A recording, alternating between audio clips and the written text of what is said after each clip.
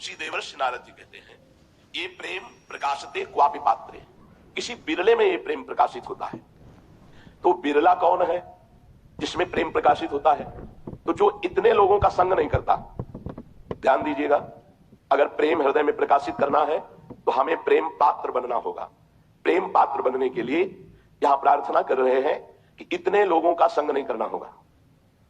जिसका विद्या का घमंड है, धन ऐश्वर्य का घमंड है, जो बात अभिमान पूर्वक करता है, अपने को बड़ा बुद्धिमान और शक्तिशाली समझता है और अपनी शक्ति और बुद्धि का प्रयोग दूसरों के दुख वर्धन में, दुख देने में करता है, ऐसे स्वार्थी, अभिमानी, धनी, यशस्वी, माननी, ऐसे जनों का संग नहीं करना जिसे प्रेम प्राप्त करना है। ध्यान दीजिए, जिसको विद्या का अभिमान, ऐश्वर्य का घमंड है, बातों में अभिमान झलकता है, बुद्धि और शक्तिमान होकर के वो दूसरों को दुख देता है, धर्म, कर्म, स्वार्थ सब अभिमान के बसीभूत होकर करता है, वो अपने को पूजनीय और माननीय समझता है, ऐसे का संग कभी नहीं करना चाहिए उसे, जिसे भगवत प्रेम प्राप्त करना है, पहला। दूसरा, जो भगवान की सगुण मूर्ति श्री विग्रह की निंदा, भगवान के संतों की निंदा, भगवान के वाक्य शास्त्रों की निंदा करता है, वो देहाभिमानी, अनात्मदर्शी, ऐसे पुरुष का कभी भी संग नहीं करना चाहिए। अनात्मदर्शी, संसार को सत्य मानने वाला, जो भगवान की सगुण मूर्ति श्री विग्रह की निंदा करता है, संतों की निंदा करता है, भगवत वाक्य शास्त्रों की निंदा करता है, वो देहात्मा अभिमानी, देह भाव वाला, वो अनात्मदर्शी, संसार को सत्य मानने वाला, ऐसे दुष्ट का संग नहीं करना चाहिए। तीसरा, जो सदगुरु के प्रति दोष दर्शन करता है, सदगुरु में अवगुण देखता है, उनकी निंदा करता है, वो विद्वान क्यों ना हो, वो कोई भी हो, ऐसे अवज्ञा करने वाले का कभी भी संग नहीं करना चाहिए जो भगवत प्रेम पात्र बनना चाहता है। चौथा, जिसका स्वभाव बन गया है कटु वचन बोलना, दूसरे को पीड़ा पहुंचाना, जो अपनी इंद्रियों की तृप्ति में ही आनंद मानता है, जिसका स्वभाव बन गया है दूसरों का दोष दर्शन करके निंदा करना, ऐसे भगवत भक्ति से रहित पुरुषों का कदापि संग नहीं करना चाहिए, जिसे भगवत प्रेम पात्र बनना है। पांचवा, जिसने अपना मित्र केवल इंद्रियों को बनाया है, आशा और भोग और ममता में ही जो आसक्त है, जो सद्विचार रहित है, जो भगवत भक्तों से विमुख है, ऐसे का कभी संग नहीं करना चाहिए, जिसे भगवत प्रेम पात्र बनना है। छठवां, जो भगवत वेश धारण करके भगवत वेश के विरुद्ध आचरण करता है, जो आचार्य परंपरा से भगवत वेश धारण नहीं की मनमानी वेश धारण करता है, तो धर्माचरण का ढोंग दिखाता है, ऐसे पुरुष का भूल करके भी भगवत प्रेम पात्र बनने के लिए संग नहीं करना चाहिए।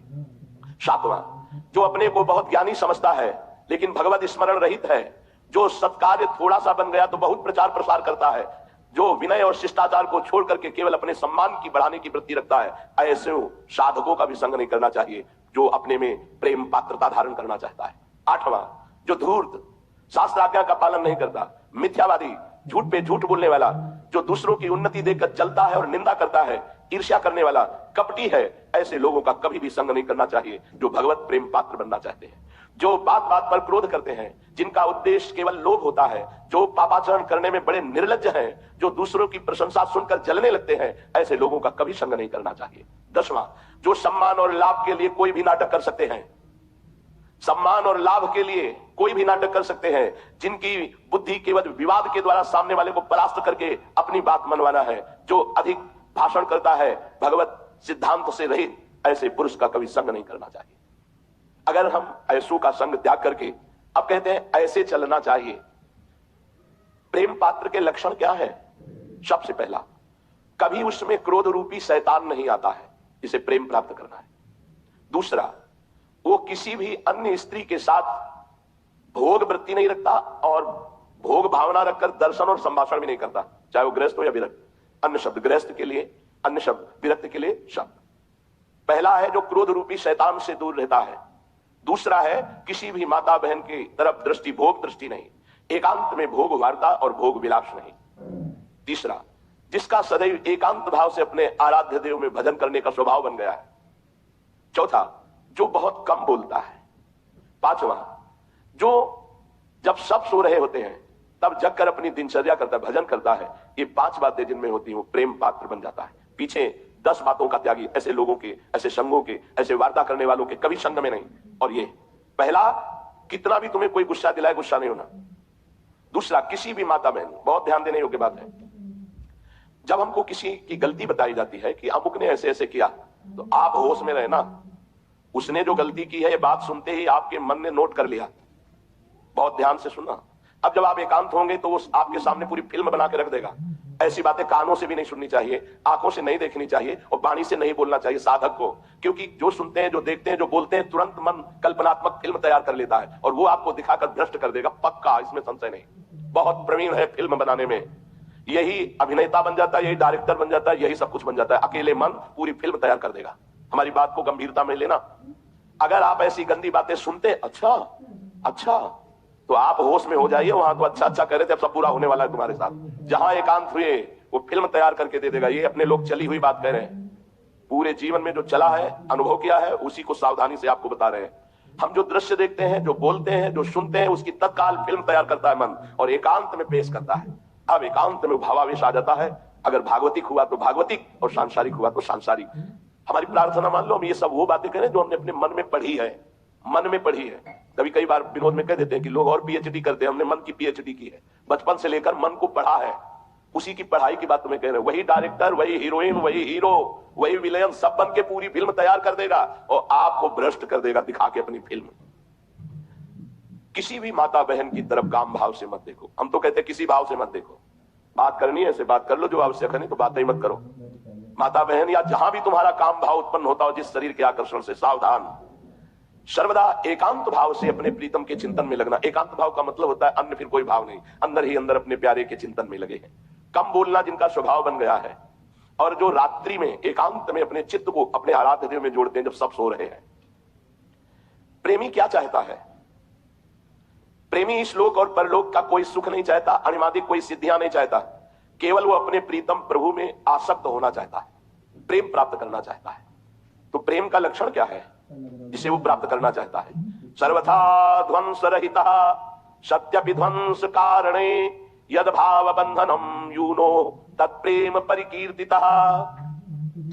पूरी विपत्ति नाश की वृत्तियां आ गई, घेर लिया आपको, शरीर स्वस्थ, कुछ व्यवस्था नहीं, भारी निंदा, भारी अपमान। पर उस स्थिति में घोर बंधन, घोर नाश, घोर विपत्ति की स्थिति में भी आपका मन केवल अपने प्यारे में गया, इसे प्रेम कहते हैं।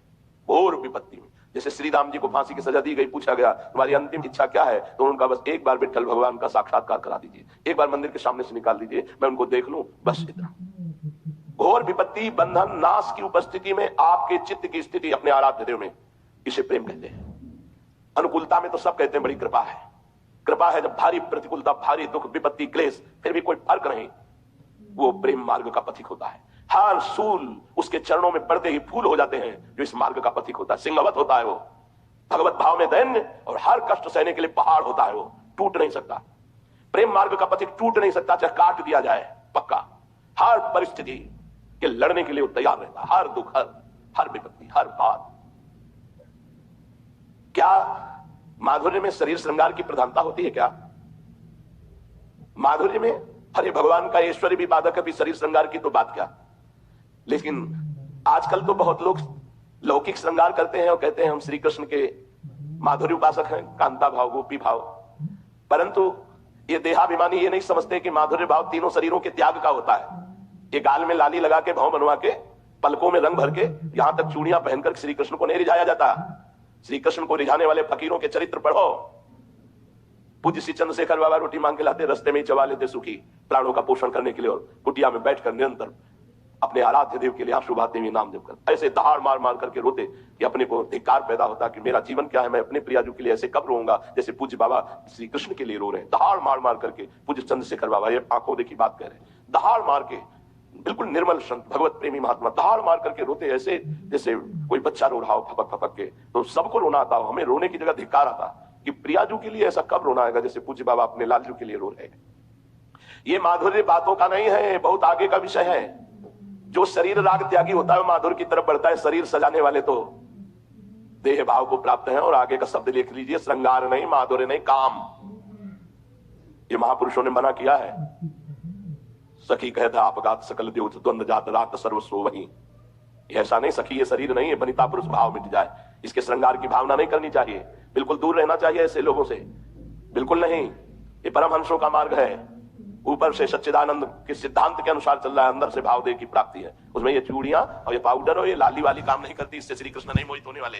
रज लगाओ और दुपट्टे पुराने जैसे कपड़े मिले, शरीर ढको, शरीर का राग छोड़ दो, सात्विक